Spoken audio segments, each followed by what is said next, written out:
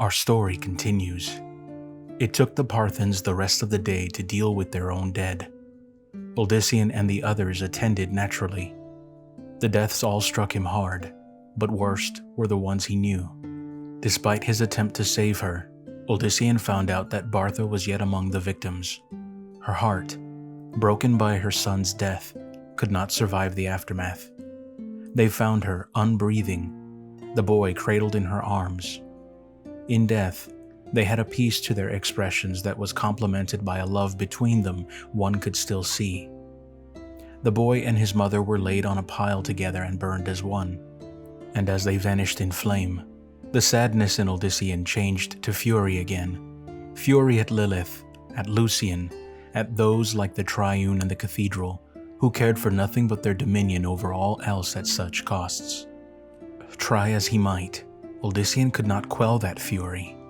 By the time the last body had been properly burned and the day had once more faded, he knew that there was but one course of action, a course that, for the moment, had a particular focus. "The Triune must be brought down, Mendeln," he said when they were alone.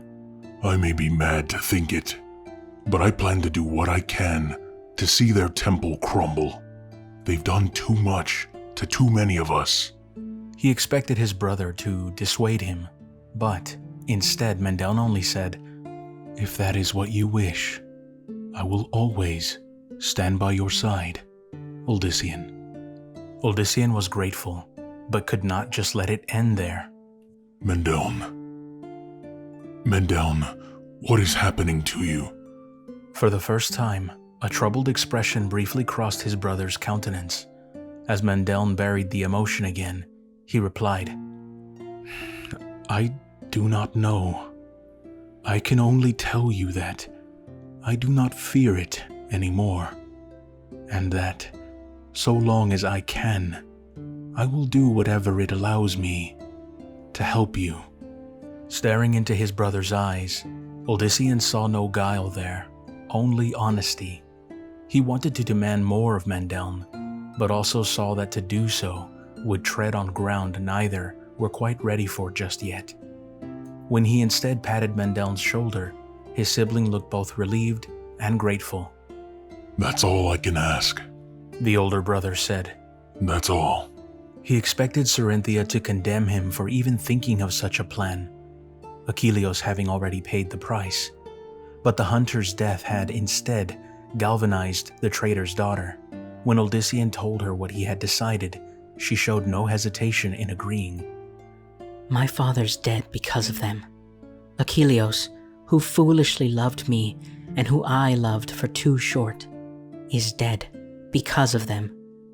You want to bring down the Triune and the Cathedral too, and I'll be there, Odyssean.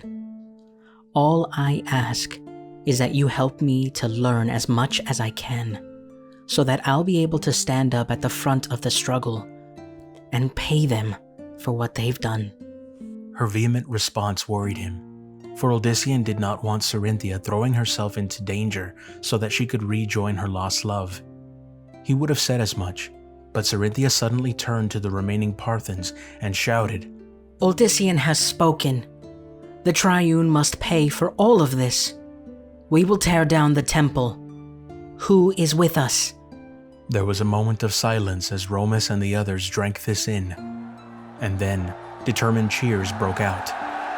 "Down with the temple," and "Death to the Triune" filled the jungle. "Someone must summon the others," shouted the former cutpurse. "They'll want to join us." And with that, what had begun as a bitter notion in Odyssean's head became the start of an uprising. He stared at what he had wrought, startled to also realize that he did not regret the fervor of those with him. They were not his followers, not in his opinion, but companions, comrades in suffering, who had as much right as him to demand justice, even against demons and other forces. "This world is ours," he muttered, his words drawing the attention of the shouters. They grew silent, wanting to hear him better. "We are its children. Our existences are intertwined. He hesitated. And, most of all, we are our own masters. Our lives are ours to control, no one else's. That is our birthright, as much as the powers growing within us. Our birthright. This brought renewed cheers. Odyssean let it go on for a time, then raised his hands for silence. Romus, He called. are there still among you those who can track well? Aye, Master Odyssean. And if they can't, I can. We leave at first light, with the city of Taraja as our goal. A good-sized city, Mendel? His brother considered. It is not Kajan, but nothing is. Yes, it is a good first destination. He knew what Odyssean had in mind, to face the temple and, very likely, the cathedral and the mage clans. Their numbers would have to be much greater. Odyssean had no doubt that there would be those in Taraja who would be open to what he offered.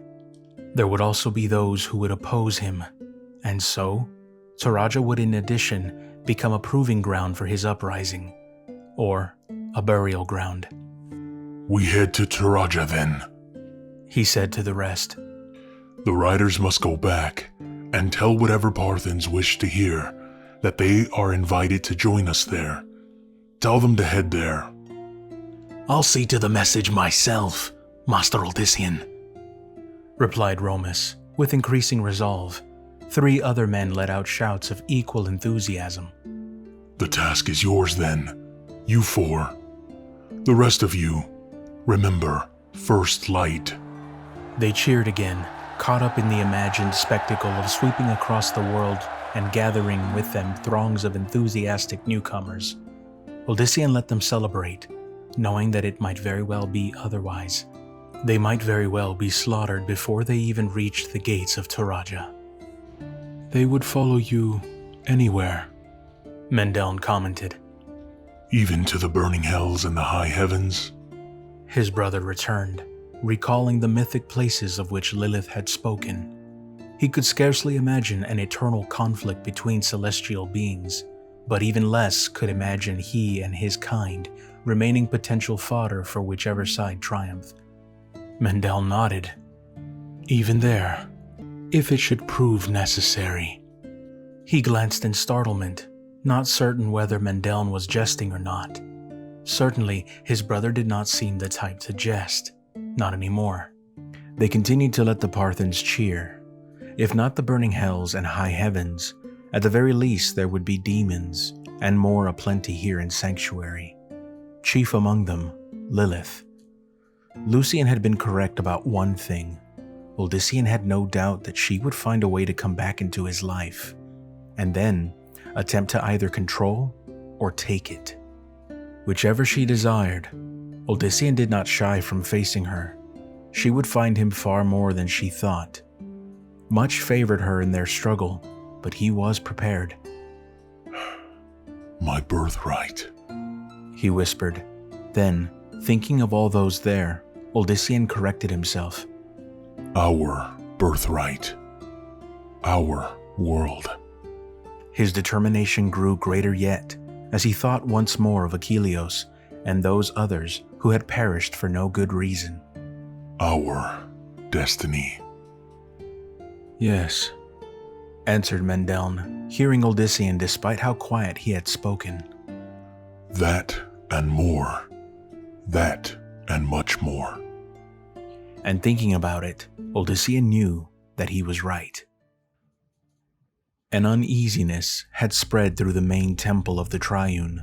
Few understood it, but all felt it. The high priests pretended as if all was as it normally was, but those who watched them close saw that even their eyes held some hint of concern. In the private sanctum of the Primus, the demon Astraga hung deep in an upper corner, his form completely shadowed from any who might enter. Around him scurried several 8-legged fiends, all moving with an anxiety he did not outwardly reveal. But mixed with that anxiety was a growing thought. Lucian had not returned from wherever he had gone. It was far past any reasonable hour of return. While the son of Mephisto had said one thing concerning where he had vanished to, Astraga had not taken that at face value. He knew that Lucian saw in this human something more than mere potential for the ranks of the Morlu or any other force benefiting the Triune. Lucian had been on the verge of the unthinkable, perhaps wondering if the Nephilim could raise him up above even his father and the other prime evils. Yet, Lucian was not back, and Astraga now contemplated how that worked in his favor.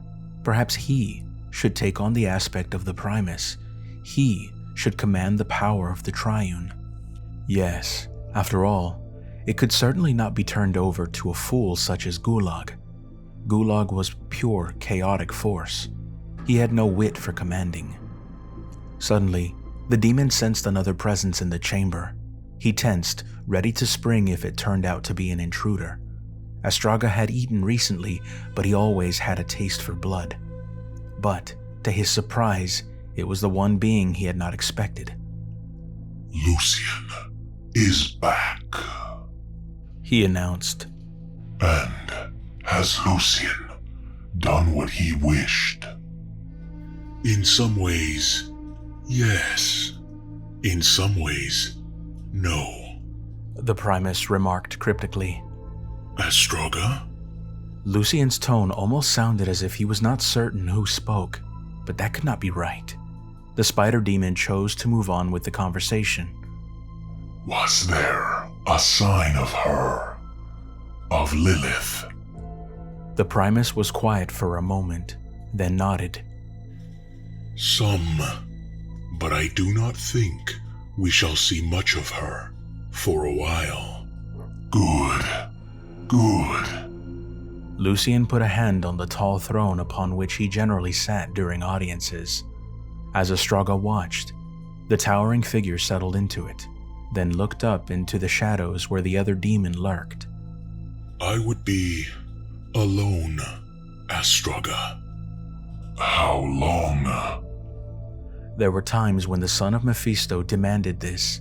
Generally, the arachnid would retreat to one of the towers until Lucian was done with whatever it was he was working on. As the demon chosen to lead, Lucian had benefits that Astraga often envied. From this point on, returned Lucian, expression hardening.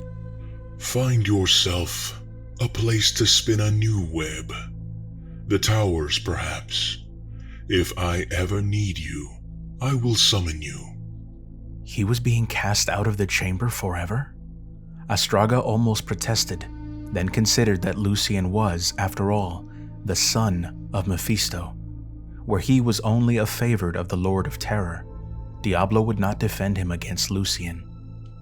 As is wished, the shadowy arachnid muttered. As is wished. He summoned his children to him, then breathed upon the web so as to dissolve it. Then, with one last and somewhat angry look, Astraga vanished. The figure on the throne reached out with sorcery to survey the room. No one was present, not even one of the spider's over-inquisitive pets. The chamber was magically sealed off from all others. The Primus let out a slight laugh, one with what might have been called a feminine aspect to it. Come to me, my love, Lucian said with the voice of his sister. I am waiting anxiously for you. And in the Cathedral of Light, the prophet nodded. All was going exactly as he had dictated.